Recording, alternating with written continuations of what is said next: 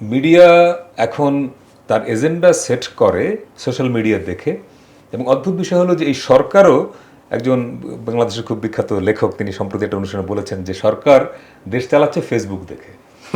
তো ফেসবুকে কয়েকটা গ্রুপ আছে, এই 5ই আগস্টের পরে তৈরি হয়েছে, এদের মধ্যে কোনো কোনো গ্রুপ তারা শুধুমাত্রই সাংবাদিকতা, গণমাধ্যম এই ইস্যুগুলোকে ফোকাস করে পোস্ট দেয় এবং তারা টার্গেট করে।